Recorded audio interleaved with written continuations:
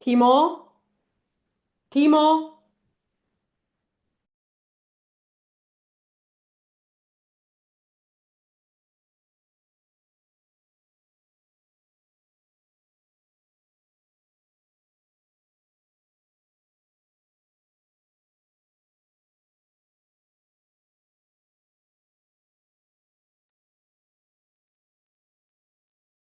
Hi everyone.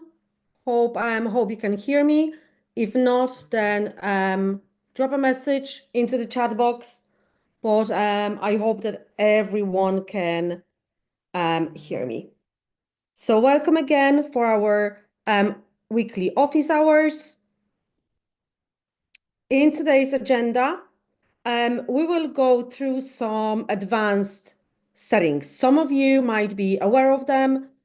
Some of you might still not be aware of them. So we will cover downloading floor plans, punch tool and detach clone, using ruler and guidelines, renaming rooms. We will go through all the settings and I will explain each.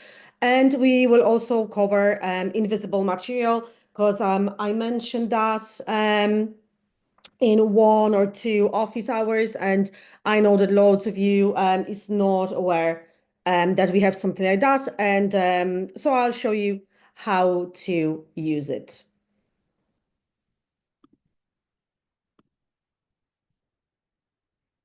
All good. Great. Yeah, so you can all hear me. So that's great. So just let me reshare one of my other screens and we will start from here.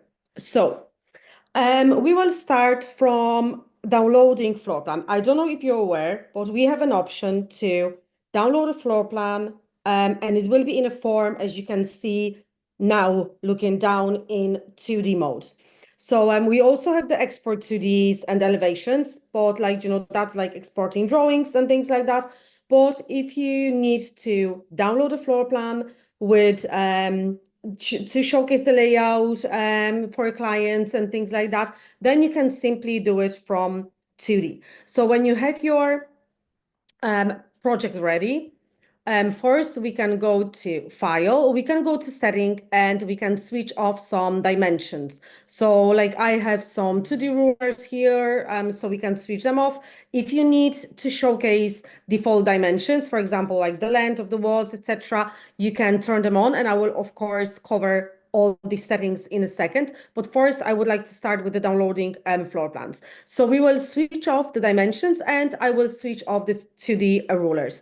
I will leave the name of the rooms. And now you will simply go to File. You will click on Download Floor Plan. And now you can simply download it in this form. You can zoom in, you can zoom out. You can also crop it. And now you're able to click on download. That will be downloaded in a PNG file. If you need any other, then you can, of course, change it then. And you can share it to your clients. You can reopen it. Just let me see if I can reshare this one here. So as you can see, it will look like that. And so you're able to send it to your clients and they can see the layout that you planned for them and to see if they're happy. That's a way faster way to just showcase the layout instead of, for example, doing the renders. So that might be one of the first steps that you wanted, if you want to send it over to your clients and show how the project looks like, then you have an option to do it from here. Now let's go back.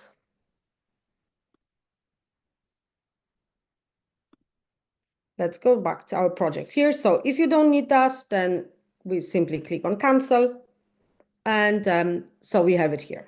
Now, the second thing that I want to mention is the option to search by image in the catalog. I don't know if you're aware of that. That's a very simple thing that's only available for premium users, though. This tool is still in testing, so it might, when you will be trying out, it might work, it might not, but it's something that will be there So I just wanted to mention that.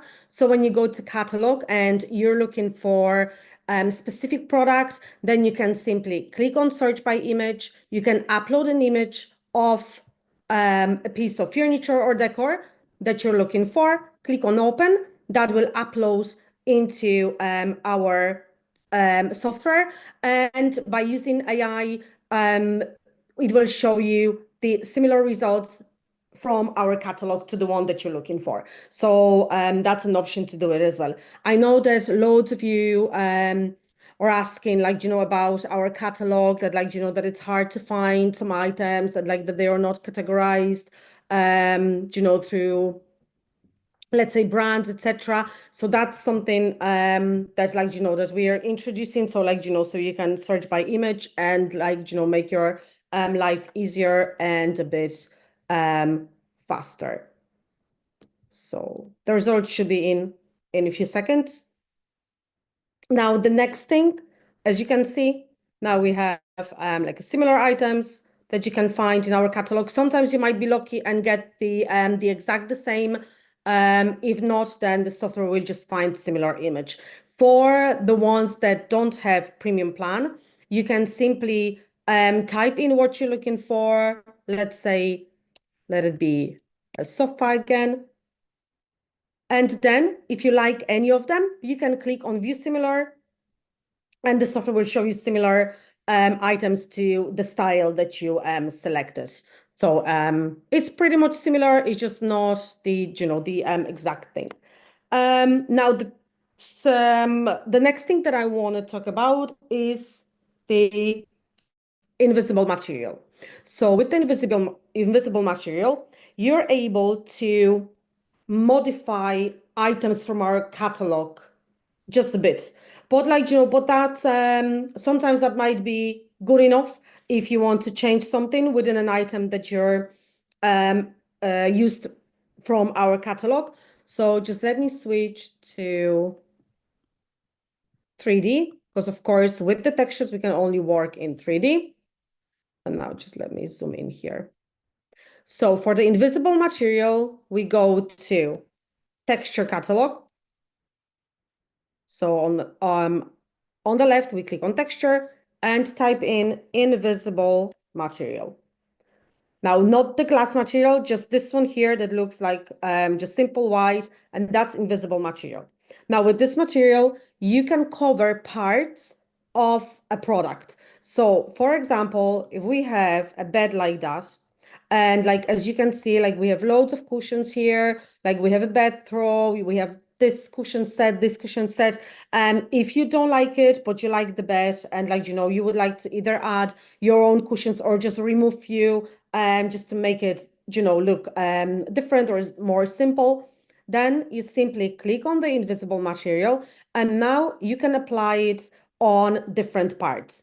You just need to check, which parts, because some of them might be grouped. Like, for example, these two cushions here, they will be grouped. So, like, both of them will disappear. Now you can even cover the bed throw and the bed cover itself, and then, like, you will have only the mattress, and you can add your own let's say duvet or things like that. Like, this one is separate, this one will be separate as well. So in 3D, you will see the outline of them, so it will look like a sketch.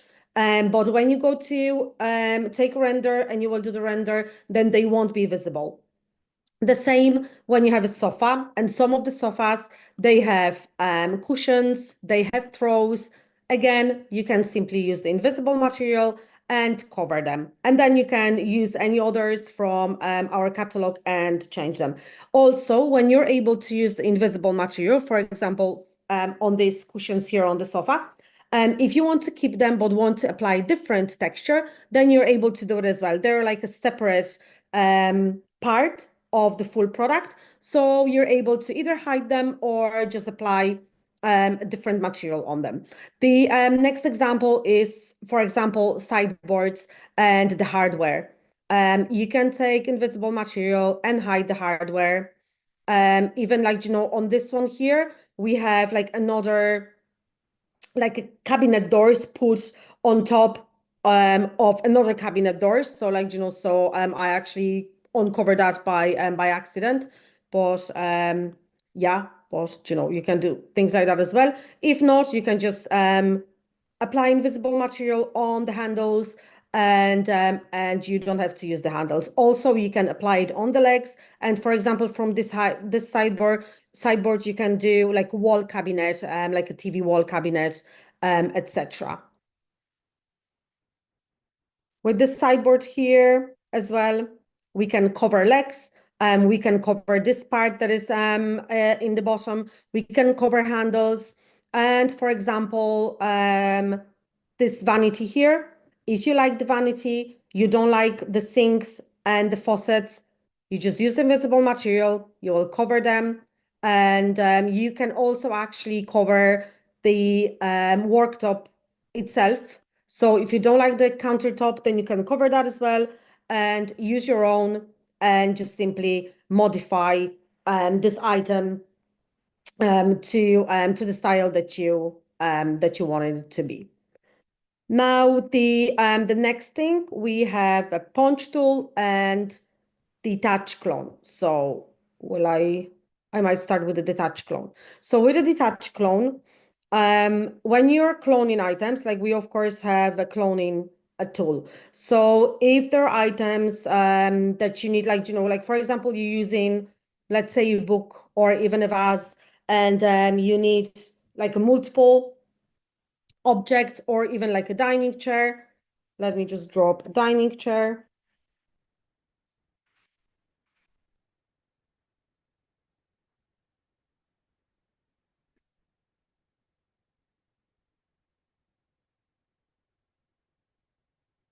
So let's say that we have a dining chair. If you need more than one, for example, 4, 6 dining chairs, then first drop one, click on the product, go to edit, give it physical dimensions or like, resize it if you need to, and then you can use the clone tool. So we can simply clone them,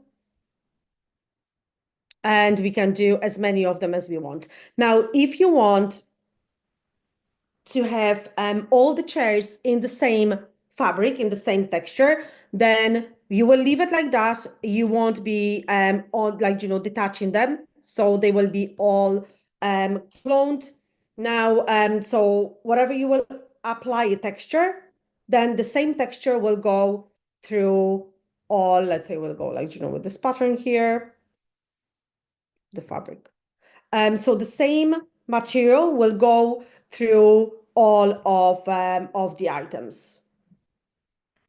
As you can see, like no matter what material I will drop, it will go throughout all of the items. Now, if you want to have, like it doesn't matter what product it is. If you want to have, for example, you have like 5 products and you want each of them to be in a different color, then when you clone in them, because like they are, let's say, in the same size and you will be using the clone tool, then when you clone in them, you click on the product and you click on detach clone. So when you click on detach clone, then this product is like works as an individual product, and you can change the texture then individually. So like all the 3 chairs, you can work with each chair separately, and you can change texture of each of the chair. So yeah, we didn't have that before. It's there for some time now. But yeah, that's something that maybe not all of you is aware of.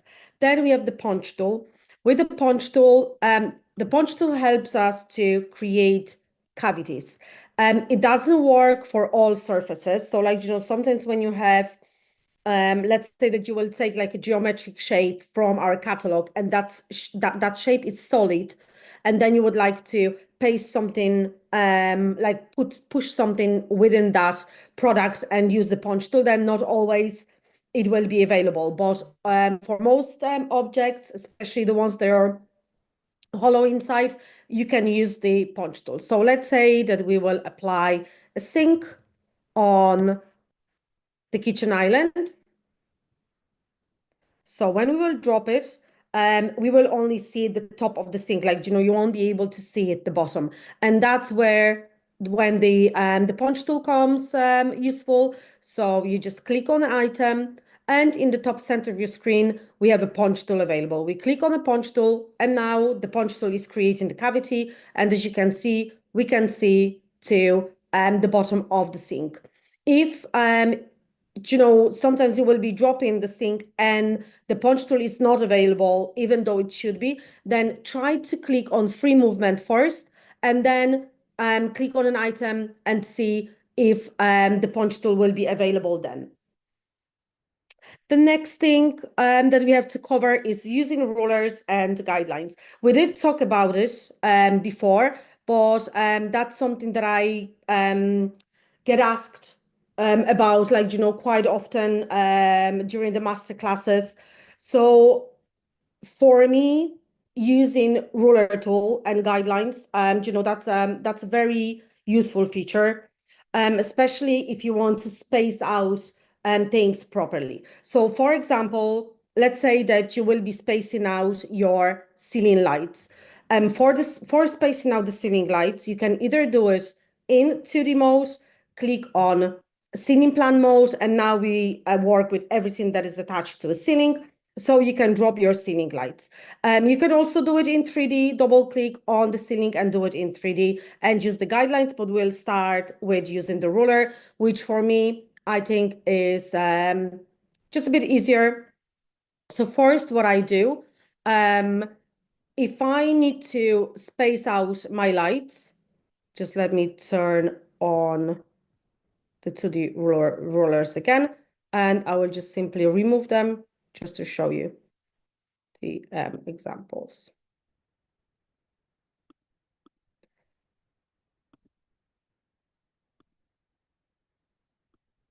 Okay, so if you want to space out your lights, and if you want to place them in the middle of any of the spaces, then you can turn on your dimension labels, or, like, if you remember the sizes of the rooms, then you can use that as well. But when we turn on the dimension labels, then, like, for example, this room is 4x4, then I will take my ruler tool and I will measure 2x2. They will cross in the middle, and I know that I am in the middle of the room and I can space my lights there. But if you want to place your lights, let's say above the shower area, above my vanity units, then I will take my ruler. I can switch off the default dimensions if they're in my way.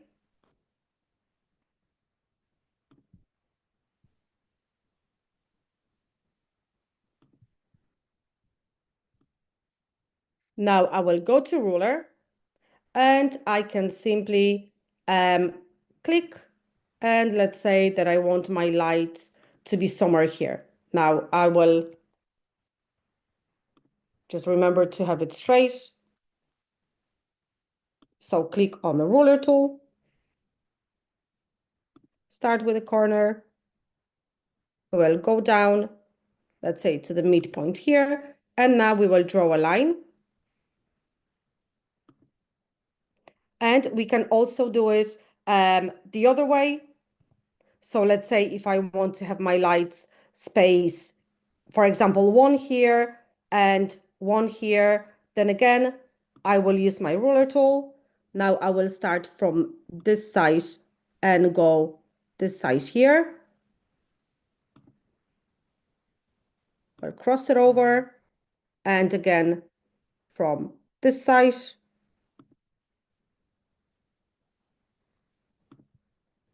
Cross it over. The same if I want to use it above, let's say, my bath.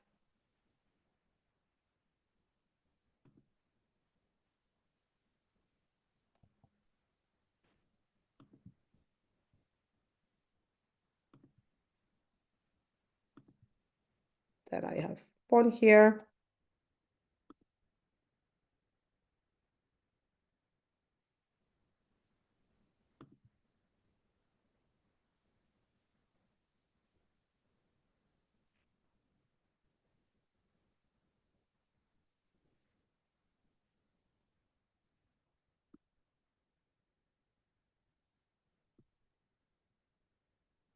you can even type in. So like, if you remember the width of the bat, then you can simply type it in and you will have it exactly in the center of the bat.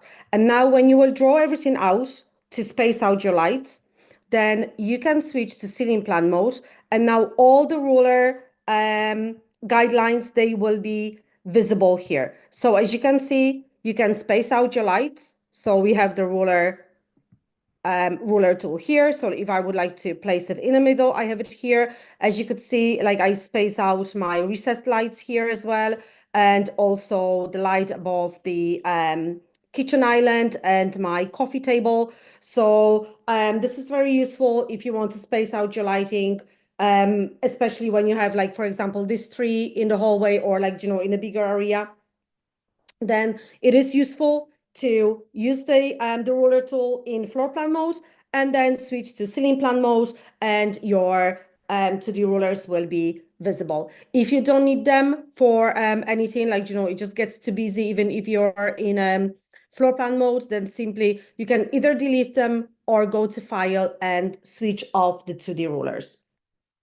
For the guidelines, that works pretty much the same. We just use it in 3D. So let's say that we have a room here, switch to 3D.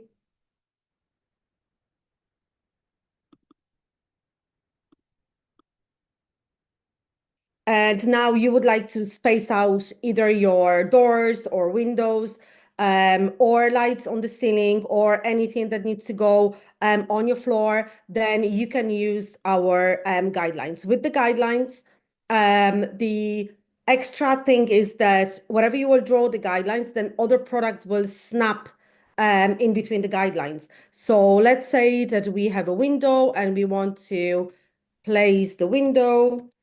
Just let me drop a window.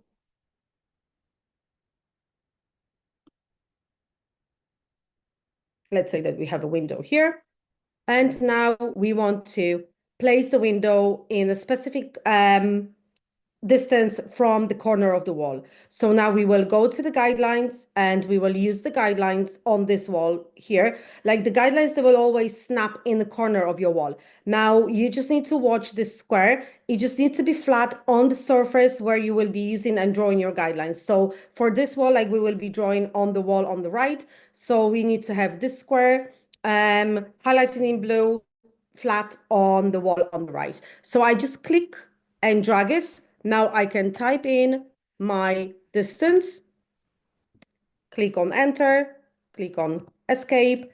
And now when I will move my window, the window will snap into the guideline. The same if I need to space it, I don't know, the distance from the top or from the bottom, you can go to edit and you can use our Y, that's the distance from the floor up to the windowsill, and do that, or simply draw a guideline. If you like, if you have more windows, then draw one guideline starting from the bottom. And now you can simply drop your windows, and again, they will snap within your guidelines. And you can use your guidelines on the floors, on the ceilings, and on the walls. We also have an option to rename your rooms. As you might have noticed in my bungalow here, I have my rooms named. So to name your rooms, what you have to do is, let me quickly.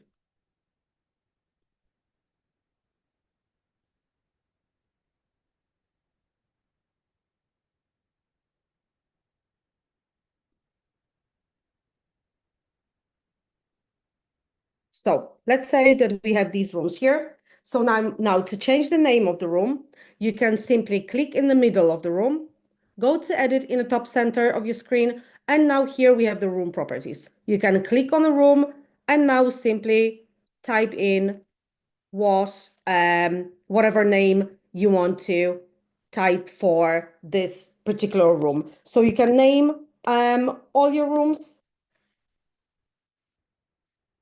and then, like, either on exporting to these or like downloading your floor plans, like you exactly know which room is which, so you're able to to rename them.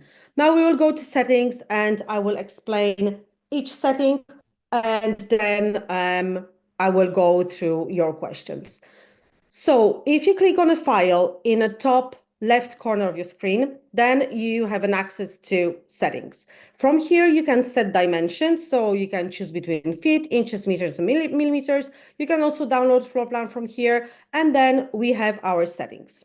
So when you click on the settings, first we have the wall thickness. The wall thickness will be set as a default, like I added this one. So if you need any other wall thickness, then you just come here, you type it in, click on enter, and then you can start drawing your project and you will have the wall thickness that you've chosen. Then we have the enable drag. For the enable drag, that's for drawing floor plans. So when the enable drag is off, and you will be drawing your floor plan by using wall tool, then when you click on the wall tool, you just click anywhere in your project and simply just like you just click, drag it, click, drag it, click, drag it, click, drag it. Now with the enable drag, that works more like drawing with a pen. So maybe that might be easier for some of you. So like, we have that option available here. So if I will turn on the enable drag, so then when I click on the wall tool, I cannot click and drag it. I just have to click and like with my either finger on my trackpad or with your mouse, you just move in the cursor, yeah, like you will be drawing with a pen or a pencil. So you just simply drag it. Maybe like, sometimes this option might be easier for you, or even like, maybe to draw in like shorter walls or things like that. So like, it is there and you're able to use it. Next thing that we have in our settings, it's wall snapping. With the wall snapping, when you're drawing the wall, then the wall will snap in a straight position and you will have the indicators like the thin red lines wherever you're in a straight line, and it will always also indicate where to connect your walls so you're in a straight corner and you don't have any angled or like weird weirdly angled walls. So for example, when we have that wall snapping on, now when we draw in, as you can see, like it will snap in a straight line. And the same when you will be connecting your walls, then it will show you where to connect them and like, just to keep the straight corners. When we have that switched off, that might be sometimes useful when you have loads of angled walls and they are like, like small for, let's say, bay windows or like winter rooms or, whichever. If you need like, loads of walls and you just start to drawing them and you see that they just keep on snapping into like, either certain position or into just like, straight angles, then you can switch wall snapping on and then you can simply do whatever you want to do with your walls. Next thing in settings, we have auto hide wall. Auto hide wall, that's for the 3D. So in 3D, when we have the auto hide wall, then the room that we're looking into, the wall that you're facing is disappearing, so you can see inside of your project. If you want to work with your outside, like with the exterior walls, then you can simply go to auto hide wall, switch off auto hide wall, and now all the walls will be visible and like, you can work with your exteriors. Next setting, we have object snapping. So with the object snapping, again, that's quite similar to the wall snapping. So when you will be using, like when you will be moving objects, then you might notice that they keep on snapping to certain positions. Now, this is useful when you're using guidelines, for example, and you want your products to snap within the guidelines, then you need to have the object snapping on, because otherwise that won't be working. The same when you placing objects next to each other, then whatever you will be placing them next to each other, they will indicate in blue wherever they touching, like a one object is touching, let's say another one. So that's only available with the object snapping again. So when I will move it, it will highlight in blue wherever it is touching another surface, and the same, it will work with your guidelines.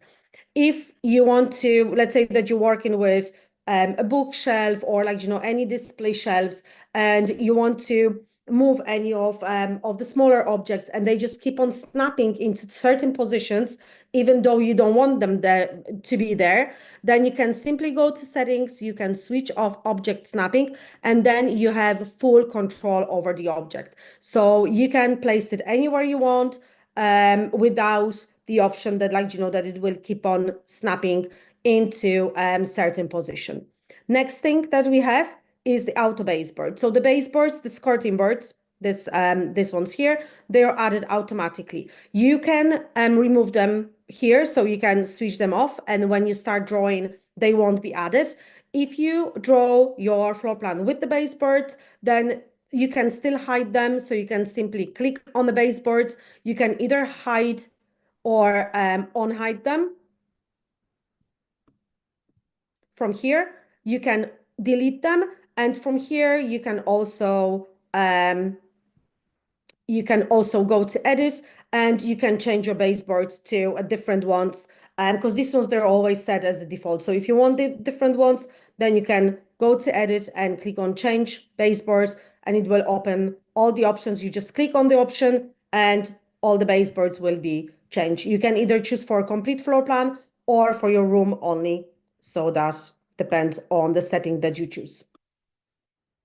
Next setting that we have is the default dimensions. So now for the 2D, let's go back to this plan here. So for the 2D, we're able to switch off all the 2D rulers, guidelines in 3D, and all the default dimensions. If it gets too busy, if your floor plan is very big, and like, you're working with the layout and it's just the measurements or all over the place, then you can simply switch them off, room titles as well. And in 3D, you can switch off the guidelines. And now it's like, all nice and clean, and you can like, work without them. You can switch all the settings, you can switch on and off during your project. Next thing is the navigation sensitivity. So navigation sensitivity is set on 1, but if you're moving around your project and like you feel like wherever you will move your mouse or touch your trackpad, and your project is all over the space, the place, especially in 3D, then you can change the navigation sensitivity to 0.5. And now, as you can see, like it won't be moving as fast. So that might be useful, especially if you're a new user. Just try it out, do it to 0.5, and you will see that it's not like, that you're not all over the place. You just like, have a bit of more of a control. It just moves a bit slower. And the last settings that we have is the mode. So the modes, they are for 3D only. So we have the optimized mode, where, as you can see, like, we have like more, it's like more squared off, all the shapes are like, more squared off. But if your internet connection is not great, or if your project is really, really large, then you can switch to optimized, and you can work with optimized, and it will go way faster. The same if you will switch to normal, then we have like a bit more details, but again, it will just work a bit better with not so great internet connection, or if your floor plan is very big. And then we have the heavy. So the heavy is with all the details available, then like, they're visible. So again, sometimes the software will tell you straight away, like, let's say that it will have the optimized mode, that like, because of your internet connection or the size of the floor plan, that is recommended navigation mode. But if you want different one, then like, you're free to change it. Okay, I covered everything, and now we can go through your questions. The invisible is blocking out the whole door. How do you get the handles? Because the block is huge. Hi, Magda. It was when Yeah. you're using the invisible block on the cabinet and at the handles, Yeah. and when you put that big yellow block over it, it made the wood invisible, but not the handles. How do you s- like Yeah. select a tiny object on, It was, do you know, like it was just my mistake. You just need to place it. It's the same like with the texture. Do you know when you're applying the texture, then like, you know, if you will move your cursor just a bit, let's say to the left or to the right, then like, you know, you will apply texture on a different surface. So let's say that I will move that here. So now when I will go to the invisible material, you just need to zoom in a bit more.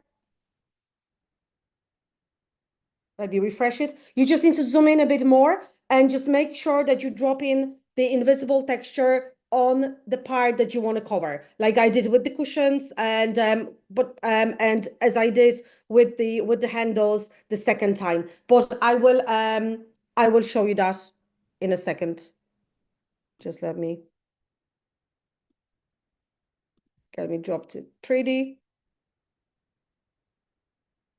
Which one was it? This one here.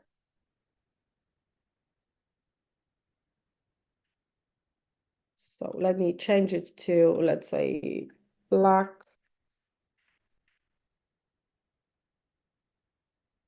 So even when I'm dropping like a normal texture, I need to zoom in and I just need to make sure that I'm actually dropping the texture on the handles. And now the same with the invisible material.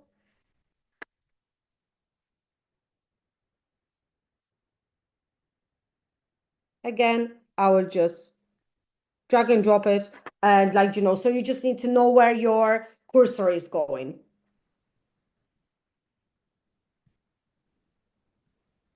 Okay, thank you. No worries. Yeah, yes, Rosa, and I know that like you know that some of you are not aware of the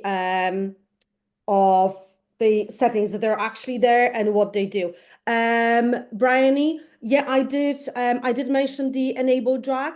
If you're if you're if you didn't see that, then I can go through that again. So with the enable drag, when you're drawing floor plan, when we have that off, then when you draw your floor plan, you can just click and you know like move with your mouse or your finger on the trackpad. Click again, just drag it, click. When you have the enable drag on, then it's more like drawing with the pen. So you need to press like you know keep the pressure on either your mouse or your trackpad and simply go to the wall tool, start anywhere on the grid and just drag it, stop, drag it, stop, drag it, stop, drag it, stop. So like you know, so it's more like drawing with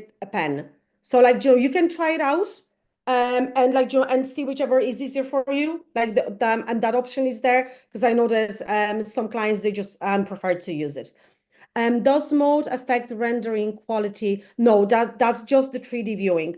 When you go to the render, I would recommend to switch to the highest mode and like just you know even for you to you know to make sure that you have all the textures and everything right. But no, that's only affect the 3D viewing. Yes, the recordings are posted on YouTube channel. Can you quickly review what a premium subscription is? So with the premium option, if you go to foyr.com, then we have all the plans there and you can, we even have like a table where you can see which plan does what. So like, for the premium subscriptions, the like the search by image, that's the one of the things. Then like you have the renderings. I think they're either unlimited or you have like, like a really big amount. And you have custom model credits, which are only available on the premium plan as well. So the custom model credits, thanks to that, you can upload and you can send a request for like a 3D models to be made for you. Yeah, you have the link there, foyr.com pricing, so you can check like, what each plan offers and just see which one will work best for you. If you ever have any questions, just go to foyr.com and contact and like, send an email with the questions, and someone from the team will be able to reach out and like, and they will answer your questions, and and they will offer and the best option possible.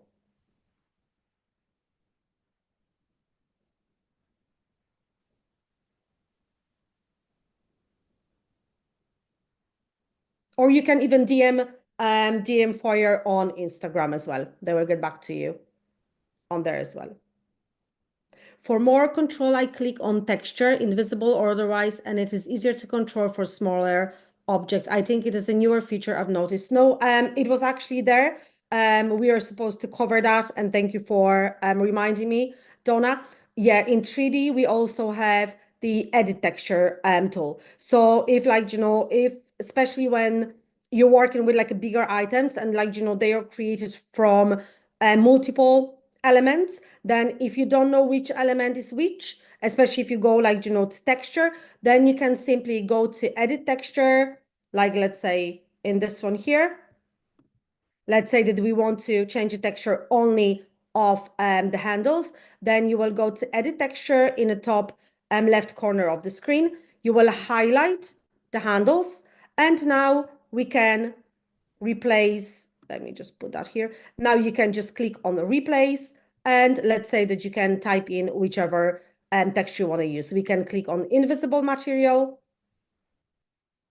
and as you can see, the invisible material is applied. You can either do that like on with the second one as well. I will just click again on this one.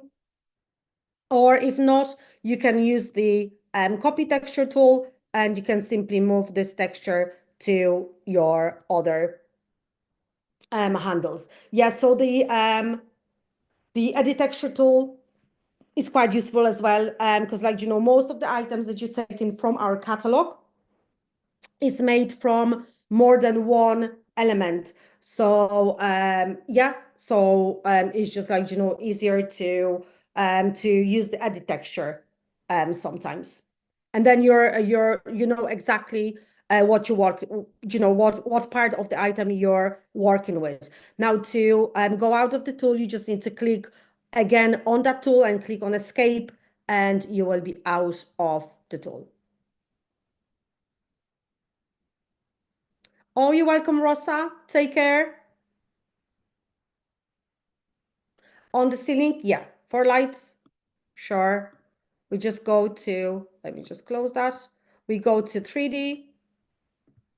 You double click on the ceiling space. Now we will zoom in into our ceiling.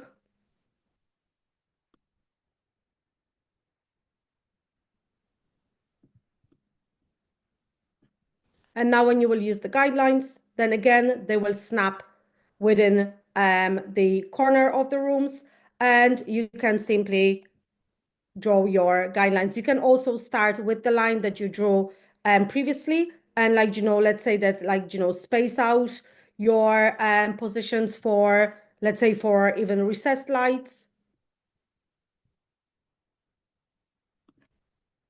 And now you're able to place the lights within the guidelines.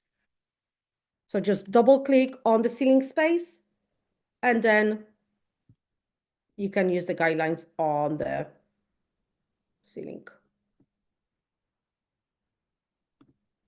Now we can resize it, or just simply change whatever size you need. of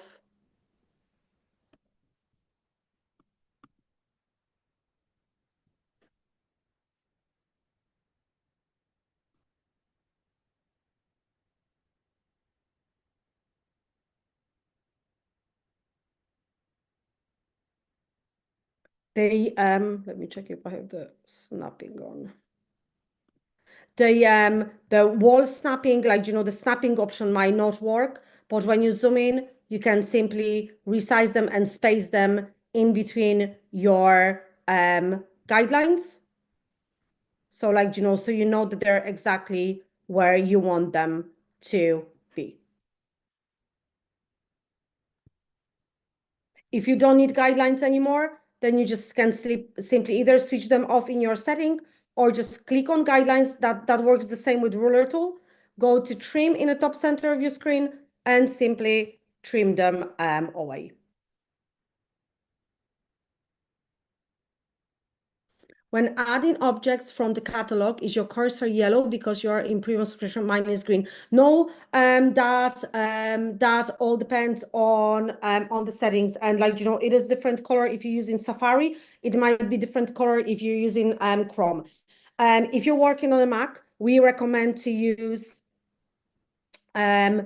no, we recommend to use Chrome. The software works way better in Chrome. It's easier to navigate. It doesn't lag. So, so if you're using Safari, try to switch off to, sorry, to the Google Chrome. It's like, whatever it is, either if it is green or yellow, that's good. If it's pink, then that means that like it doesn't touch the surface that it's about to go to, that it's supposed to go on, let's say ceiling or floor or wall. And then like, even if you will drop it, then it will disappear. So like it needs to be highlighted either in yellow or in green. Cindy, no, you don't have to be in ceiling mode. Ceiling mode, that's in 2D. So if you want to space your lights in 2D, then you have to go to ceiling plan mode because then you're working with your ceiling space. In 3D, if you want to space them out in 3D, then you can just double click on the ceiling and like, space them out there, whichever is easier, whichever works better for you. Can you set default lighting settings when doing renders? You like there is not like a one default setting, but when you will, let's say that you will do your view and then you will add your lights and like you will do all the settings, then you can save the view. So like, you can save the view with all the lighting settings. And then when you will go out of that view and let's say that like, you will change the textures or you will change some furniture, but again, you want to do the render in the same angle, in the same position, then you can just click on the saved view and the save view will open with all the settings that you said before. So you don't need to reset them again. Unfortunately, like, well, I don't know if that's unfortunately, but like, we have lighting settings, separate for each, like when you're setting render, then you can set your lighting settings because like, all renders are different. Sometimes you might have natural light coming in. Sometimes you might not have natural coming in. So like, so your interior light, like, will change. So that's why, like, we have settings where you can actually control these lights and you can choose whether they're like, the intensity lower, higher, or like, you want your inside light to be on and off, etc.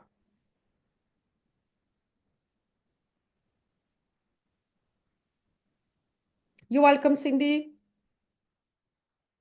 Oh, the AI assistant. With the AI assistant, it's like we're still testing this tool, but basically it works. You can either go and try our ideate design program or you can execute commands. So for the Foyr, you just click on execute command, and now you can, let's say, you can click anywhere in the space and type in whatever you want to do. So let's say add a beige rug, and that will generate a few options for you. if you like the options, then as you can see, like it will generate the beige rocks. Like it will apply the first one. If you want a different one, then you can simply click on this one and it will apply a second one. If you don't like these 4 options, then you can click on regenerate and it will show you 12 options. So you can choose it just like, you can work a bit faster with that. You just don't have, as much choice as you will have going through the catalog. But if you need something to be created, like, quite fast, then you can go to AI Assistant and just start typing commands.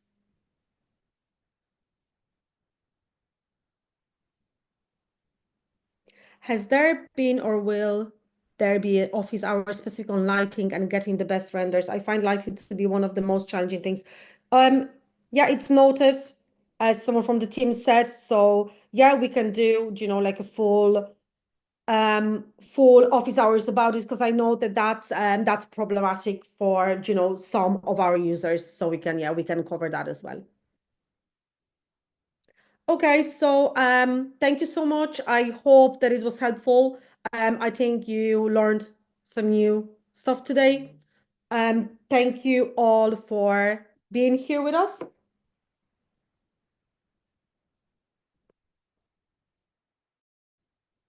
and we'll see you next week. Thank you so much.